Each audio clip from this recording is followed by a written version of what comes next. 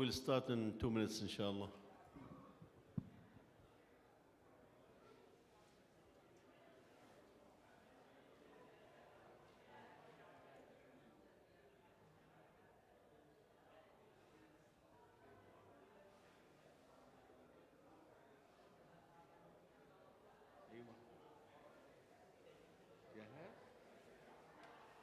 Start? Bismillah.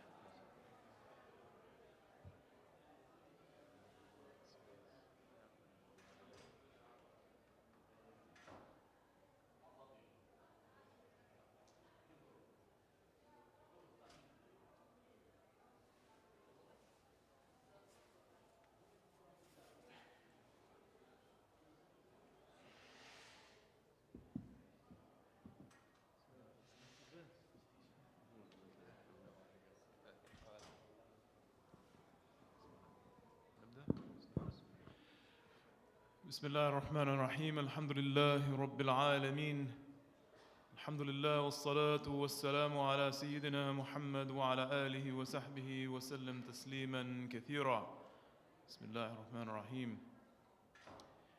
We planning to do a year-end review. Of course, this is covering the entire world in 2024, so in 1 hour. So, you know, for sure we're going to leave some things off. In fact, I was talking to Brother Hisham about one country we didn't even think about, which has had a major change in 2024, which really deserves more focus as well. So we're going to sort of split up the world and then each one will talk about their area. So we'll start off with the US. We're in the US, of course. And of course, in 2024, we had the US elections. And that was the single biggest sort of event that happened in the United States. And for those who had written off Donald Trump coming back, you know, they were deeply mistaken. The pundits and the analysts about his staying power and his capabilities were, many of them were clearly wrong. And we had, you know, some post-election analysis, but just to understand and understate what were the, you know, things we can draw from this election and what does it mean for the future. The first thing was that Trump improved his performance in this election in every single locality, whether it was urban, suburban, and rural. So it really wasn't focused on one area. And in fact, the biggest swings were in the urban areas where his performance continued to improve.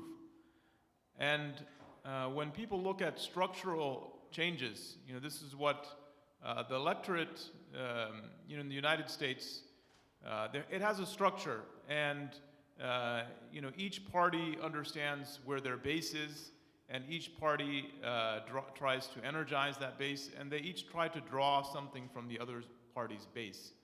But sometimes there are shifts in that base that changes, and that's what they call structural changes in the electorate.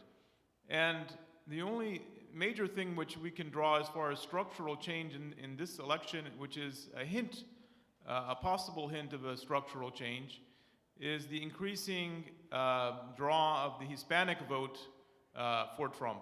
So for example, he gained 30 points in his margin with Hispanic men from the last election that he contested. And he gained 15 points with Hispanic women. And this was a very dramatic, you know, those are huge number shifts. And the Democrats really didn't change any of their categories. In fact, they may have had slight losses here and there, but in fact, other than this one major shift, that was, you know, the people largely stayed the same. And so one thing you can learn, or which is a potential learning point for the parties, is what is the reason for this kind of shift. The second thing was, you know, we put a lot of emphasis into the Muslim action in this election, but ultimately it came down to the economy. I saw the statistic that every country that had inflation in mid-2021, all of the incumbent political parties lost with the exception of Mexico. So in fact, it wasn't just a US effect. When there was inflation to this large degree around the world, almost every single incumbent party lost, and that was the same effect we saw here in the United States. So we know this election happened. Now the question really is about what is the future. As far as domestic policy, there is a thing online. It's a kind of a 900-page document or longer called Project 2025. The Heritage Foundation, which is a well-known conservative think tank, has, employees. In this document, they have more than 200 former Trump staffers. Trump, during the election campaign, at times distanced himself from this movement, and at times he embraced some parts of it. But certainly you can see in that document, if you have the time to read all those hundreds of pages, because it's really broken down to every single kind of policy detail on different departments. It goes to each department of the government and also the other areas. You can see some of the broad policy ideas that they have. They summarize their own project as that restore the family as the centerpiece of American life, dismantle the administrative state, defend the nation's sovereignty and borders, and secure God-given individual rights to live freely. You can translate that into one, anti-immigration. So this is one of the major pushes to both enhance border security, but also deport people or make it easier to deport people. And the third aspect, which they're trying to attack, at least they have already spoken about, is the idea of birthright citizenship. So the idea that if you're born in the United States, you automatically are a citizen. Now there's some, they had tossed an idea that they were going to challenge this in the last term, but they never got to it. And this term, certainly, I think that will be something they will try to challenge. So definitely anti-immigration. The other aspect is the, which maybe many Muslims will probably applaud, is that they are anti-DEI and all of the terminology which is being used to change the cultural mindset of Americans over the last 20, 30, 40 years, which is to change even the language about what it means to be a man or a woman, and what it means to the basis of family life and people living a normal life has been redefined to include much more alternate ideas that have become increasingly, harder for people to actually swallow these kinds of changes, where you have to even turn all the language into neutral language. You can't call somebody a man or a woman. Nobody even knows these concepts anymore. And furthermore, the DEI, anti-DEI push to a large degree from their side also is something they felt was discriminatory against Caucasian Americans, and they felt like it was, from their perspective, discriminatory against them. So I think that it became a confluence of several different ideas together, but in essence, that is definitely going to be a push from them to try and roll back some of these things that have been put in the law.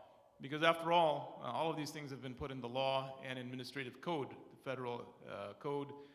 They've been put into the education department. They've been put into policies that each and every branch of the government has to follow.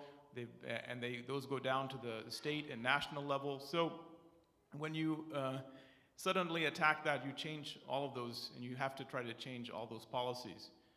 The second aspect of that will be, as the Heritage Foundation and even Trump has talked about, which is becoming more direct control over the federal employees. So in other words, right now there's all these protections for federal employees, and there is, although they are technically somewhat under the executive branch, the president doesn't have, open leeway to just fire everyone he wants. He has to follow policies and procedures. And also, many of the things that the president tries to do, some of them are stalled by career employees in the State Department and other departments. So definitely one of the goals for them is to make these departments more compliant so that the president can really implement changes very rapidly. And so that's things that you will see. Probably they'll need some laws from Congress to achieve some of these changes, and some of them they can do just through the executive branch by being very bold and taking certain moves that for sure the Supreme Court will support them on. So that's this is what they're talking about, dismantling the administrative state. So you can go into more granular detail, but these are kinds of domestic policy things that will be definitely part of the next 4 years. As for foreign policy, this is what has made especially Europe very concerned about the United States, because obviously the US and Europe are very closely connected economically, militarily, policy-wise, and a vision for the world. But the way that Trump talks, he increasingly talks as US as being isolated and being separated from people. And he talked already about imposing 10% tariffs on all goods. And European analysts said that if they did this, it would plunge the Eurozone into recession and have half the economic growth in Britain. So, the European leaders are definitely very concerned about this rhetoric. And they are also concerned by, the kinds of people that Trump has put in his foreign policy inner circle, some people that they have never had contact with. So they need to create contacts with these folks because even they don't know what these people are really ultimately going to do. And for the first time since World War II, the Europeans say that there's no major world power that is really committed to international institutions. Both Russia, China, and the United States have done a lot to damage the United Nations and all the international institutions. And so that framework for the world, which was created in large part and implemented after World War II, is now basically in shambles. So it leaves a question as to what will be the framework going forward for international affairs.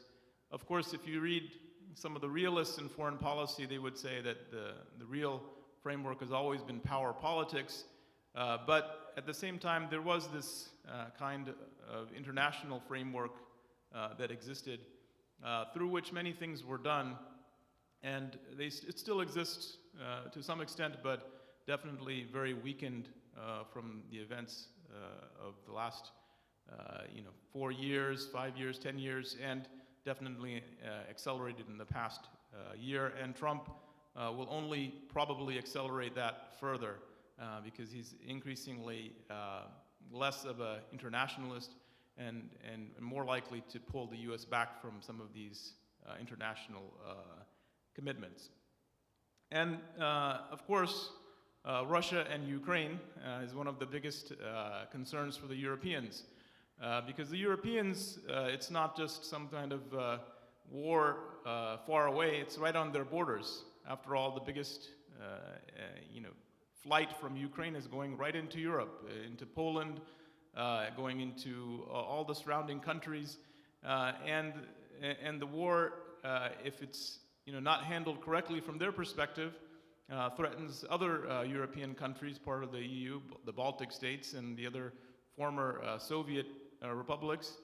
And so they have no choice but to continue fighting this war and to come up with a new framework on how to deal with Russia.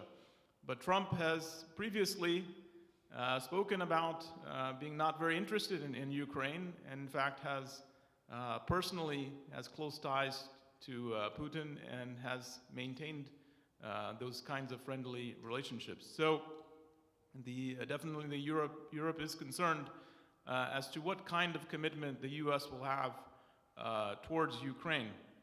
And as you know, the Ukraine this past year, they were basically a lot of optimism that they would, defeat Russia and they would create take all this territory from Russia. There was a spring offensive, if you don't remember, and there was a lot of hoopla about what they would do.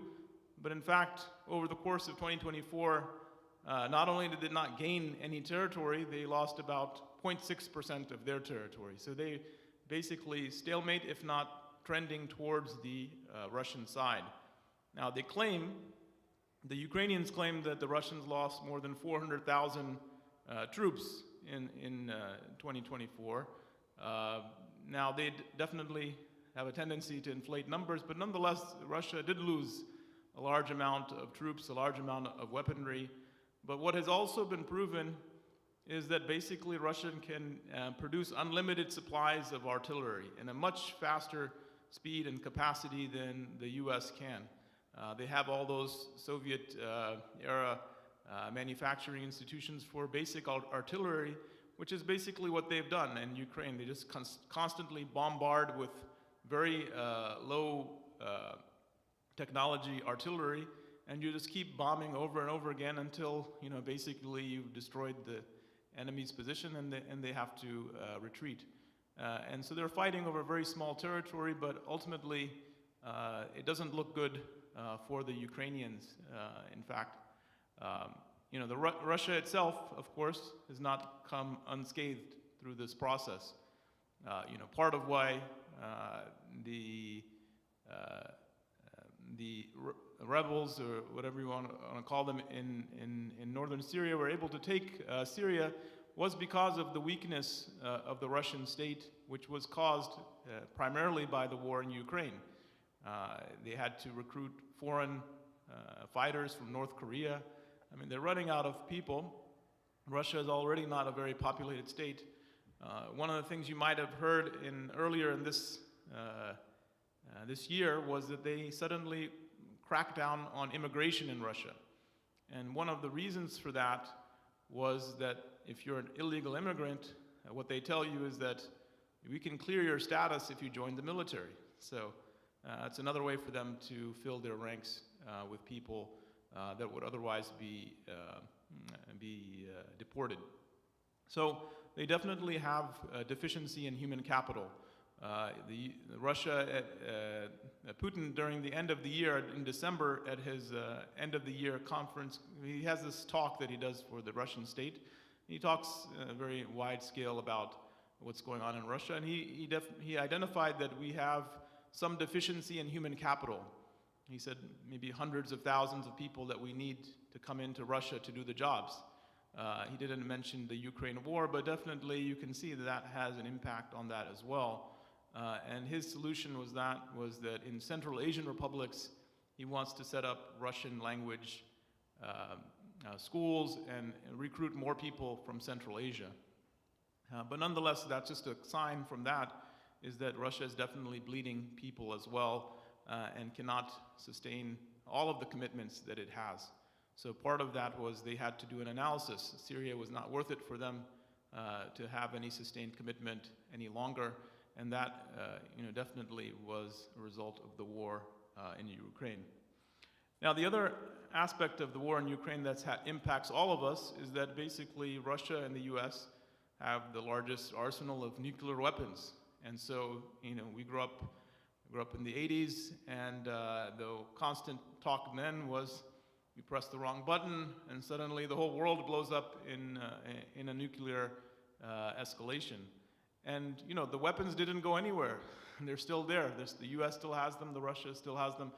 But what's happened is because of this war, all of the treaties and commitments they made to each other to try and limit advanced nuclear missiles, all of those have basically been scrapped. The last one was the New START Treaty, and that was recently scrapped as well.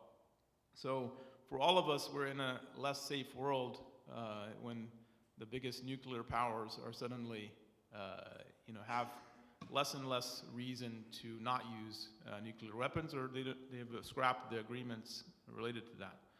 So it's one of those things that in the US, especially the foreign policy specialists here, that's at the forefront of some of their concerns about security in the world, and certainly should concern all of us as well. So that's a little bit about Ukraine.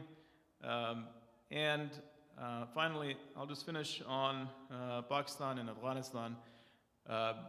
So many of you may know in March 2022, there was this, what in Pakistan is called the cipher. At that time, Imran Khan was the Prime Minister of Pakistan. And he had gone to Russia. It was during the start of the Ukraine war. And basically, he had said that Pakistan wants to be neutral in this conflict. And also, he was there to potentially buy Russian oil. Two things which made the US very angry and upset. And there was this confidential memo between Donald Lu, who is the Assistant Secretary of State of US Bureau of South and Central Asian Affairs, and the Ambassador of Pakistan to the US, Asad Khan. And that was what Imran Khan got access to. And basically in that, this is according to The Intercept, what was written, Lu said to Khan that, "I think if a no confidence vote against the Prime Minister succeeds, all will be forgiven in Washington." So basically they were indicating to the Pakistani establishment, which by and large is the military, that this person needs to go and everything will be forgiven. And this is what ultimately led a series of events after that, led to the downfall of Imran Khan. Eventually he called for a dissolvement of parliament. And then in August of last year, he was arrested and has been in jail since then. In August of the year before. But then in February this year, we had general elections in Pakistan. And so the former Nawaz Sharif party, which is the PMLN, came back to power largely through military interference. Of course, I won't spend too much time on Pakistan politics because it's too much of a sidetrack. But essentially what somebody once said is Pakistan is a military with a country. And so they control a large portion of the economy. They have controlled large portions of the major manufacturing, heavy manufacturing. They have their own businesses, the Fauji Foundation, the Shaheen Foundation, Bahariya Foundation. Each one of the branches of the military has their own private economic foundation, which is basically managing all their businesses. They're one of the largest real estate developers in Pakistan. They have these neighborhoods, how we have Toll Brothers here, we have these different companies and home builders. Well, in Pakistan, it's the army. They have Defense Housing Authority, Defense 1, Defense 2, Defense 3. In Lahore, there's, I think, maybe 8, 10, 11 defense housing authorities. They control, and this is the principal way that they make money for their retired officers. So they control not only the economy, but they also control the political establishment. They've been involved in numerous coups. Even when they're not involved with coups, they've set up all these civilian positions, which are officially have to be manned by former military officers, and also positions in various corporations that are just made for military officers to be in that position. And so they indirectly and directly control the entire country. And even Imran Khan himself came to power originally through a deal with the military, which he then later obviously had to go against them because they wanted him to be removed. So this led to a lot of instability in Pakistan, but also there was a lot of inflation. And this was around the world, but in Pakistan it became 30% at some point. Of course, the country became bankrupt and the IMF had to bail them out at least twice in the past year. And so there is this element where it's very easy to control from the outside Pakistan in some ways because it is a very economically precarious position relying constantly on IMF bailouts. So now we have the Trump administration, which is an interesting development. His foreign policy person for the area, Mr. Gremmel, I think is his last name, has made multiple statements in favor of Imran Khan and wanting him to be released, and saying this over and over again. In fact, Trump personally had a good relationship with Imran back when he was in power. And you know, he's one of those people that he deals a lot in personal relationships, Trump. And so he definitely, there is some pressure on the Pakistani government to try and create some kind of deal to try to get him to you know, take back some of his grievances and maybe cut a deal to release him and have him reintegrated into the political structure in some way. So we'll see what happens, but that's definitely something that's accelerated in the last month, because you know, there's been a lot of movement because the Pakistani military and the establishment is trying to see how they will deal with Trump and how they will need to change their posture. Just a few more minutes, I think, on Afghanistan and the cross-border issue. Afghanistan, of course, in August 2021, there was a complete withdrawal of US forces from Afghanistan. So at that point, Afghanistan lost 20 or 30% of its GDP. So you think about what was going on in Afghanistan when the US was there. You have all these people, I know many of those people, they're over there earning hundreds of thousands of dollars just translating for the US military. There's all these non-profits, these development agencies that are over there from the US. And the US was literally pumping billions of dollars a year into the economy, both through military as well as the civilian infrastructure, paying the salaries of large portions of people going there, and also everybody who was getting money was investing as well. So it created a kind of artificial economy. So suddenly when they left, they kind of turned off the whole spigot all at once. And so what was left was a collapse of the Afghan economy completely, to the point they've had negative GDP for the last few years. But they did stabilize to some extent, and they've slowly gained some international acceptance. No country would recognize them, and they still are in that position. But they have developed ties to China and have developed more economic projects, but they still remain in a very weak economic position. They're still in negative GDP. They have hardly any growth. You know, the US left, and of course Pakistan had very strong ties to the Taliban. I mean, they had trained many of them inside of Pakistan. They were very closely connected to the ISI, which is Pakistan's internal military intelligence wing. So, you know, when the US abandoned Afghanistan, they also didn't want other people interacting with them. And so increasingly the Pakistani government had to decide what kind of relationships they wanted with the new Afghan state. And unfortunately, they squandered much of their position. They were ahead of any other country. You know, if you think about it, in some ways this is like Turkey and the current Syrian government. Turkey supported that government when they were rebels, and they would definitely play a big role in establishing the government going forward, providing diplomatic, military support, economic support. Well, this is what the same position Pakistan was in with the Taliban, but they unfortunately didn't exploit it to the extent that they should. In fact, they destroyed much of that goodwill and relationship. And its impact on Pakistan is this constant cross-border fighting, low level. Every month you see 20 or 30 people are killed, whether it's on the Afghan side or on the Pakistani side. And it's between basically Pakistani military and groups which are the so-called Pakistan Taliban, and also what's called Islamic State of Khorasan. This is what they call themselves.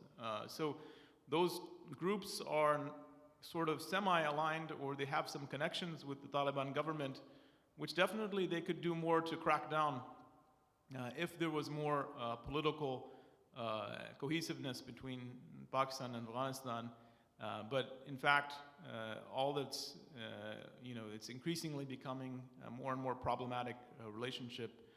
So people have asked, where that will go. I don't think there's any possibility of like some kind of full-scale war. First of all, nobody wants to go to war fighting in Afghanistan, and the Taliban don't have that much weapons to fight some kind of full-scale war. So there's no interest in both sides to engage in something like that. But instead, they will have continued these kind of cross-border engagements. The other part that's happening in the south of Pakistan, which is near Balochistan province, is that there's an independence movement there, which definitely India has a big role to play in supporting. And there's constantly bombings and fighting that happens there at the same level. About 10, 20 people die every month, and there's always something going on. The problem for Pakistan is that is where the Chinese investment is. A lot of it is in Balochistan, developing the port there, Gwadar. And so they're angry at the military in Pakistan for not providing security for their own people, because some of those have been caught in this as well and killed. And so that does imperil that relationship. So we'll see where that goes. Pakistan and Iran directly fought earlier in the year over that same province, but then they quickly resolved that direct confrontation. But this indirect problem is continuing, and it will continue. But I think any kind of idea that this will lead to any full-scale war is unrealistic. And lastly, I'll let Brother Sham take over. But we forgot to talk about Bangladesh, which is, of course, one of the major changes when you think about the change that happened in this year, where the Assad family left Syria, which was a dramatic and huge and unprecedented and remarkable change.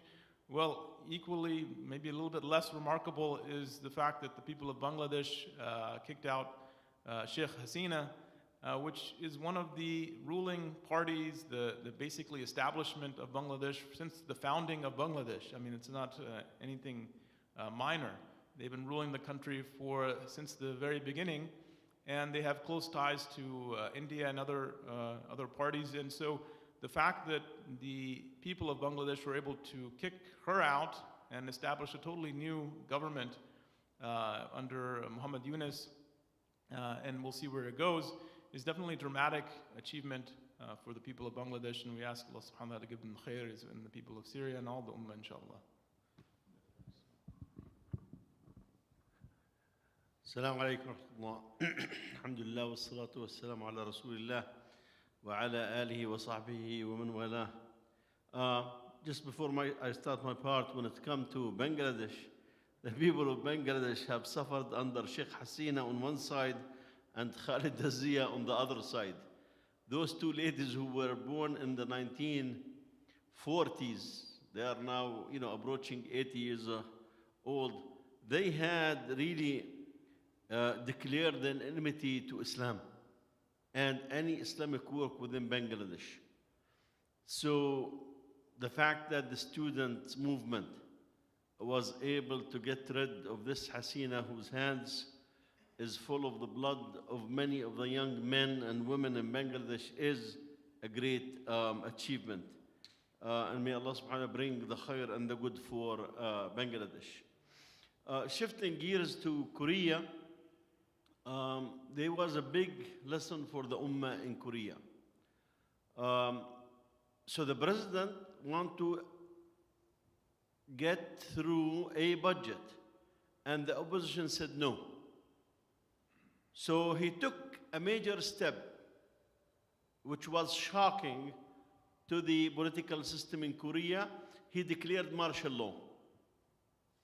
And basically, he's in charge. And he will pass the budget and he will do whatever he wants. What was the result?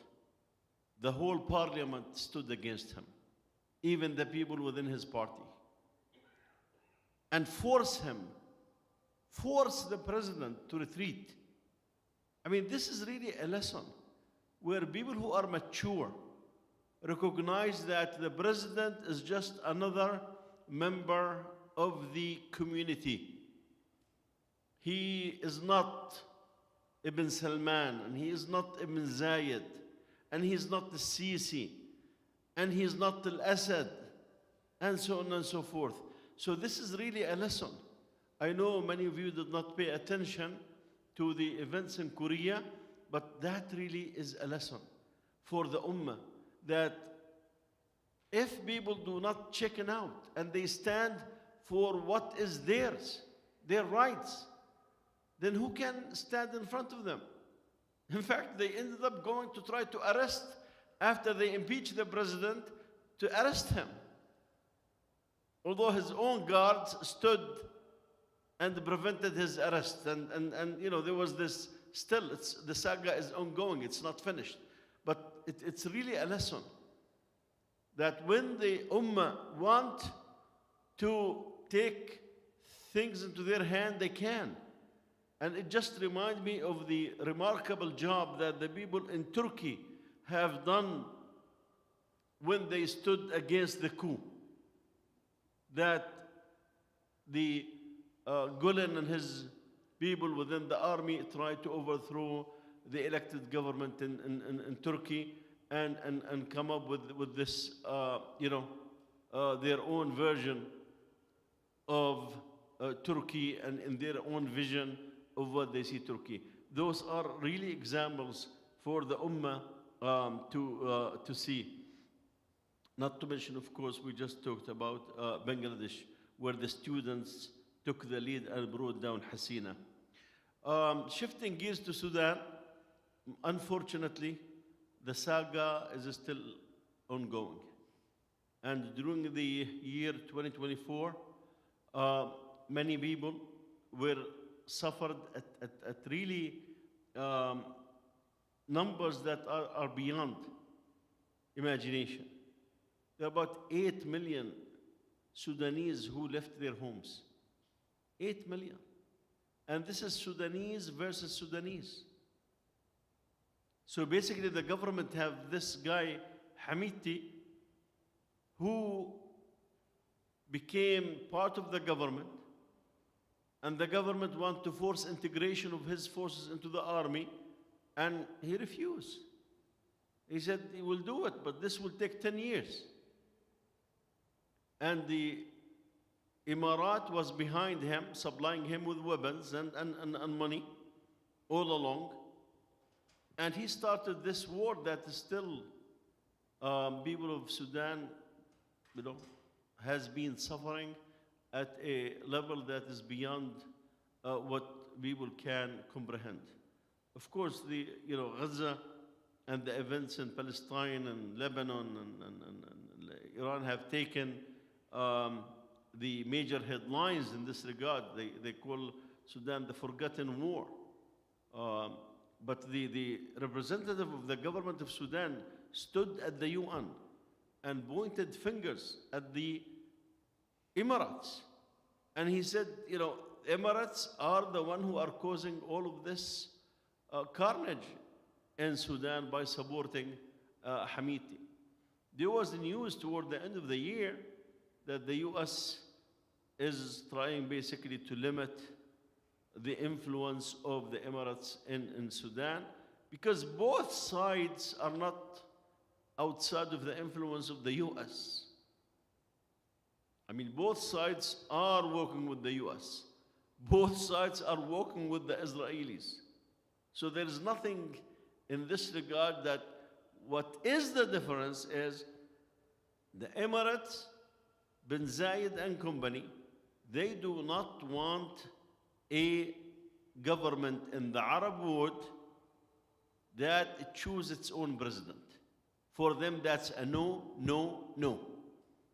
So they want a strong man. I mean, he looks strong just like Assad, but he tends to be, a mouse in the way that when things get real, he fled. So they want somebody like a Sisi who looks to be that strong, although he's, shaking in his bed of what's being planned for him. So that's the objective of really in Sudan that the government, the Burhan government, in this regard, need to go, and Hamidti need to assume the leadership. That's what the Emirates are trying to do. Shifting gears, there's no doubt that the earthquake that happened in Syria was one of the major news of the year in this regard. In fact, that counts as, if we count the genocide in Gaza and the attacks on and by Israel on the area, those will be the three major events of 2024 in the Middle East, and we'll say a little about all of them. When it came to Syria, within 12 days, Bashar regime collapsed. And for about a year and a half, Erdogan was trying to approach Syria to have some kind of a solution, a political solution that involved the opposition.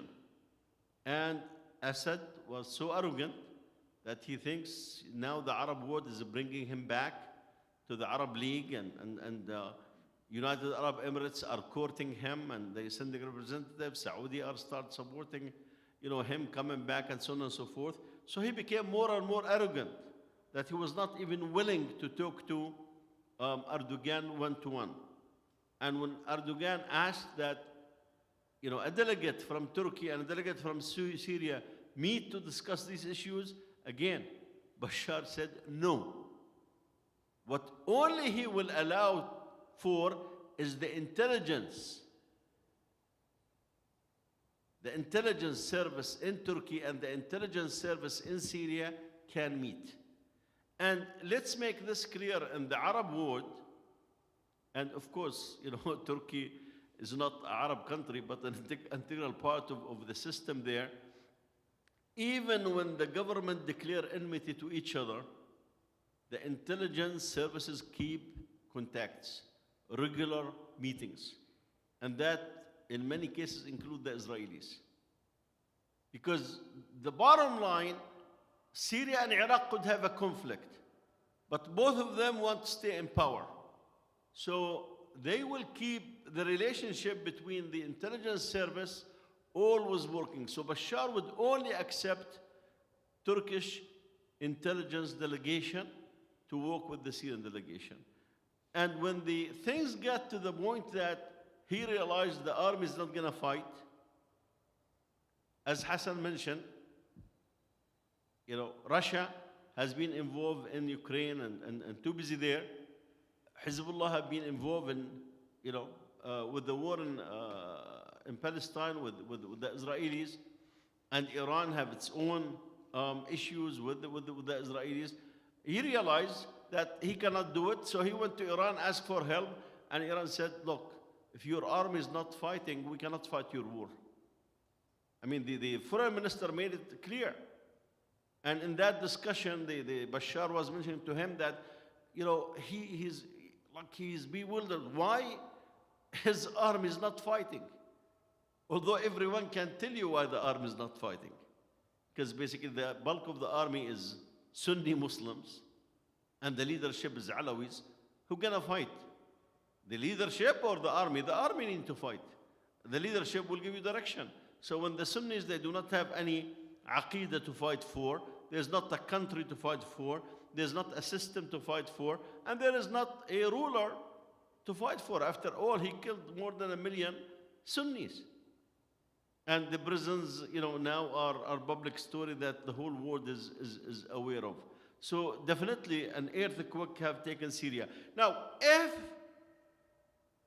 this takeover, which no doubt in my mind that it was a Turkish plan executed by the Syrian Mujahideen, no doubt about that the Turkish have made the preliminary preparation in terms of diplomatic efforts early on in this regard. If they entered Syria and we have hundreds or thousands or hundreds of thousands are killed, the whole world will say, well, we are back to square one in the Middle East, lots of killing. But alhamdulillah, so far, we did not see any of this. Now, what's really is busy in the West is talking about, are they going to allow nightclubs? Are they going to allow, wine? Are they going to ask, get the women to dress Islamically? And the latest bid'ah is why Ahmad al-Shara did not shake the hand of the German foreign minister, went to represent Europe with the French foreign minister. So Ahmad al-Shara shake the hand of the foreign minister, a man of France, and he did not shake, he just put his hand on his heart. And now look at, even the French foreign minister is commenting. You see, if there is no real issue for the Muslims, they will try to find whatever silly issue that's there to say, you see, this is Islamist. Do you see this? He's hiding behind the, and this and this and this and that. So that's, as I said, really what happened in Syria is something that we ask Allah subhanahu wa ta'ala that to keep protecting Syria and our brothers and sisters from Syria. They suffered for many, many years. And alhamdulillah that the Assad family and their in-laws are refugees in the land, just like what they did to our brothers and sisters in Syria for many, many years. As I mentioned before, wallahi, I thought that I will live and die with the Assad family ruling Syria.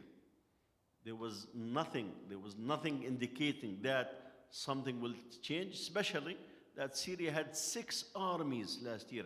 6 armies were in Syria. There was the American army, the Soviet army, the Russian army. There was the Turkish army. There was the Iranian army. There was the Israeli army. And, of course, the Syrian army. Not to mention even Hezbollah. So this just tells you how significant is the events that took place in Syria. When it comes to the other major news is usually Gaza. And definitely it's the year of the genocide. And we have seen the Zionists getting to low of the low, very low. We have seen the hospitals, one after the other, being taken out of service. And each time they will tell you Hamas is there. Hamas is hiding there and no evidence at all to that effect. The tragedy of Kamal Adwan Hospital is one of the latest that we have seen that they insist. And the objective here is really to finish the north of Gaza from any elements of life. So that basically this so-called Khittat al-Generalat, the general plans. So basically drive the rest of whoever remain in Gaza to the south and then obliterate the whole north and just take over it and occupy it and put in it settlements in this regard. 7 babies so far died out of the cold. And the whole world have seen it.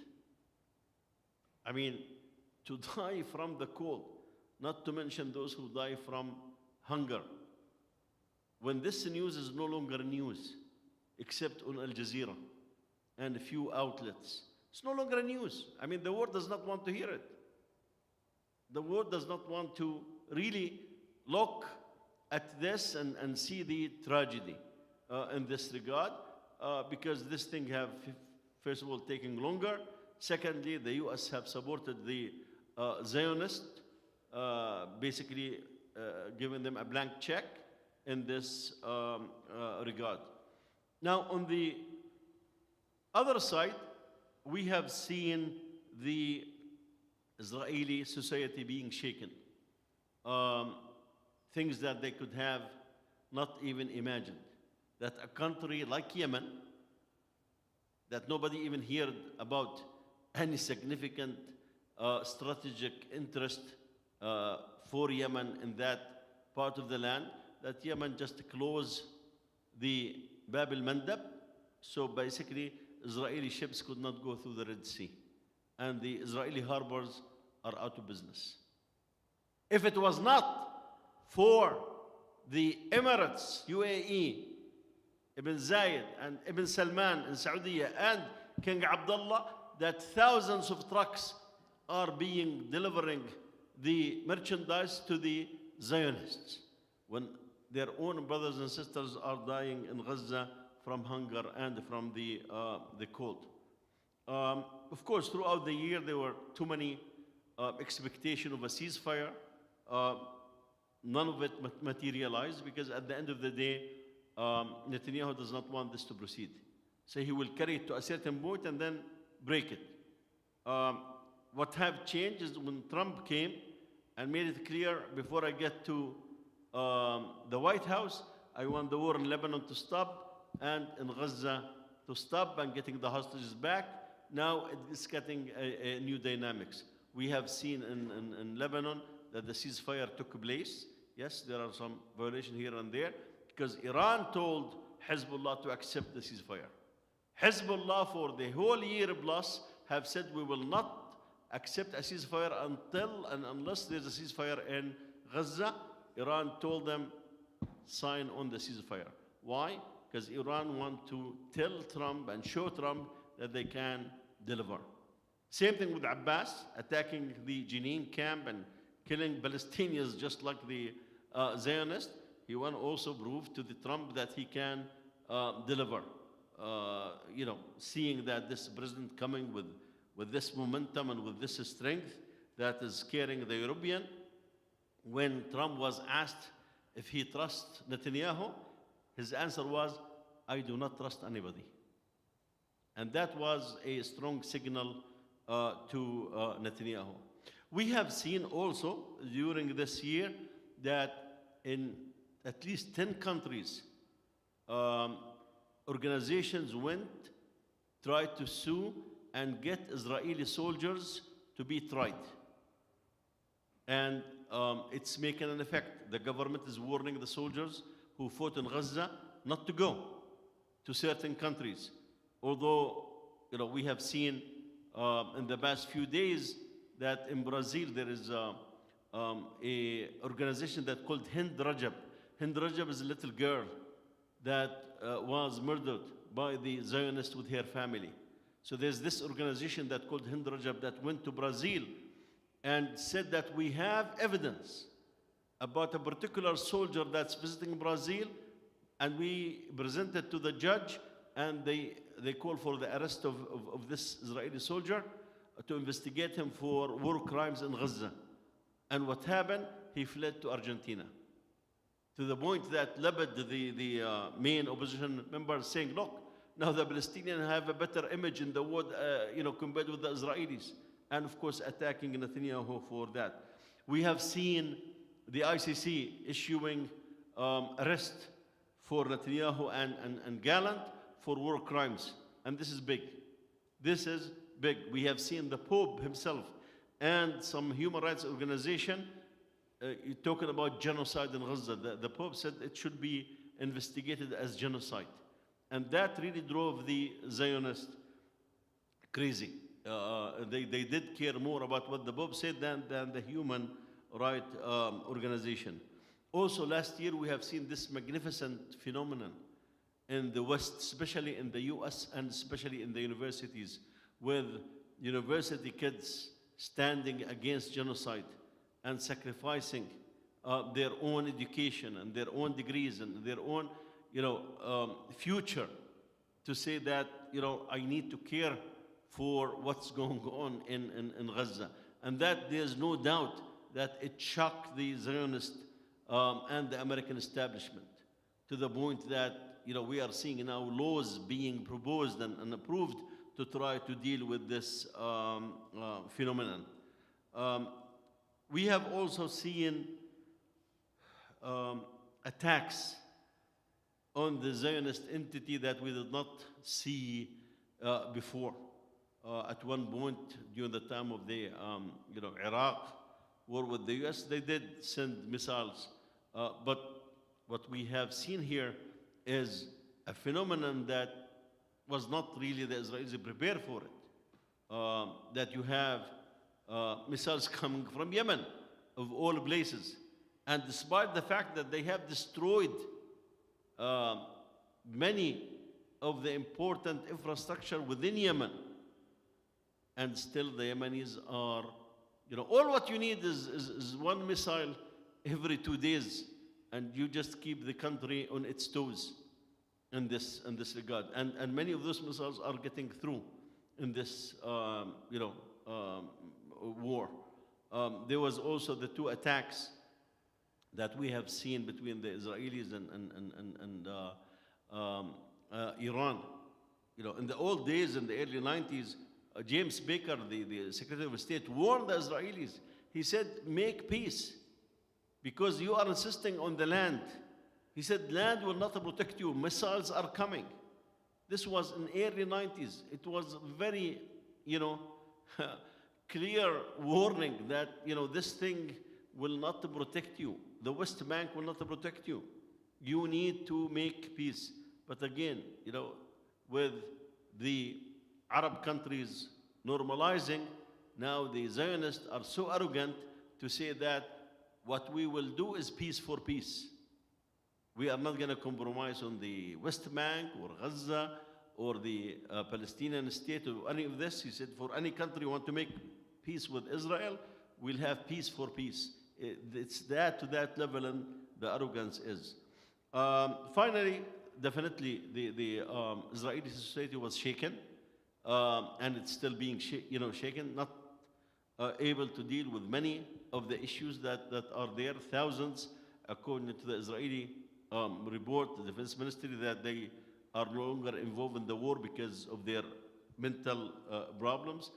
More than, they said, 90% of the families that they have fighters in Gaza, they have mental issues and psychological issues that they had to deal with.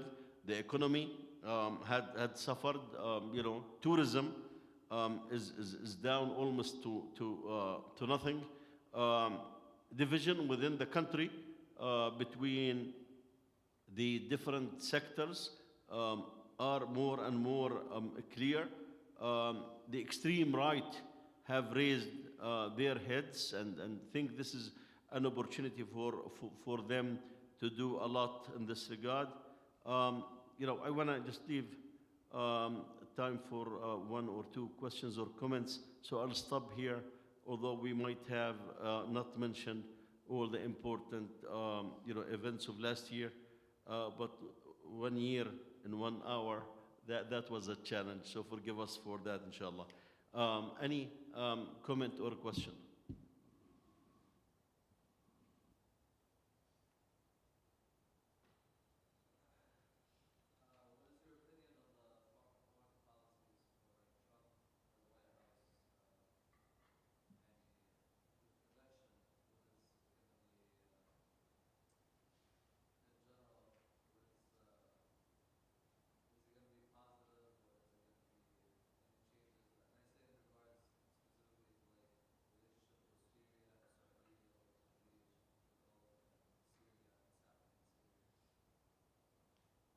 Want to take a shot? Yeah, I think this kind of overlaps between our two topic areas. But, in essence, I think from Trump you see the strand of American society which is about isolationism. And so that, in general, it's overall a positive for the Muslim world if they do withdraw some of their influence from certain areas. It allows our own local establishments, the states, to assert themselves and to actually have their own independence. It will leave a power vacuum if it does happen, and that power vacuum, it will be filled by other superpowers. So, it's not something you can say 100% would be positive or negative. It's something that it's definitely a posture that he's expounded upon, that he wants the U.S., and that's a part of the Republican Party, this isolationist wing, American exceptionalism. They want, that's what makes the Europeans concerned, that if America does withdraw from the world or becomes less engaged in some of these areas, then the European side will be most exposed to Russia, and also, in East Asia, with U.S. is heavily involved, and so will China gain more dominance and leave some of the places exposed, like Taiwan and other places? So, I think that's what he's always, that's his posture. Now, how much he will actually go on that vein is still a question, because there is the other wing of the Republican Party, which is definitely the party that's engaged. They've caused all these wars. They've been, in Iraq War and all. That's also the Republican Party. So those two sides will definitely, butt heads, and we'll see where it ends. But definitely, Trump is more on the isolationist wing of the party. Yeah, if I may add, yeah, I agree that the bulk of their work will be domestic in this regard. So the attention to the world will be there, but not as before. We'd expect weakening of NATO. We'd expect big changes when it comes to Ukraine in this regard. When it comes to the Middle East, I think so far the appointees that he had for regarding Palestine are all Jewish, and some of them Zionist. And with the Huckabee, who's been taking many people to Palestine as a priest, and he's a Christian Zionist in this regard. In fact, 2 days ago, he announced that the deputy point man, in this case point woman, to the Middle East is someone that he did not like. And he said she was against me for 3 years, but let's see how she will do. And he gave the explanation that she has support among the Republican Party. So this is a spokesman that she was a spokesman for him during the first period in the State Department when he was president for years, before Biden. But then she started supporting Nikki Haley. Now he's saying he appointed her deputy, appoint person to the Middle East, basically to Palestine, and both of them are Jewish. I mean, the fact that he will come and tell you, I really do not like her. She was against me, but she has some support. Just tells you that there is some influence that is there, that is overwhelming in this regard. In general, I think Hassan is right. We would expect less pressure. So Turkey will have a more space to function in the coming administration, especially that Trump and Erdogan had good relations in the first administration in this regard. The wild card will be Iran. The wild card will be Iran. What will be the stance from Iran? So far, Iran have extended the olive branch, and as I said, ordered Hezbollah to sign the ceasefire. And in fact, Lebanon is still without a president. It has been 2.5 years that Hezbollah is standing against certain candidates. If they want to make Trump more happy, they could pressure Hezbollah to support one of those candidates, and Lebanon will have a president in this regard. So I think it will be mixed issues. In Palestine, the West Bank, I'm not optimistic in this regard that the policy will be pro-Zionist. In terms of a ceasefire and things will be this in Gaza, it's a 50-50. Difficult to say. Khair, inshallah. Jazakum Allah khair. For the sake of time, inshallah, time is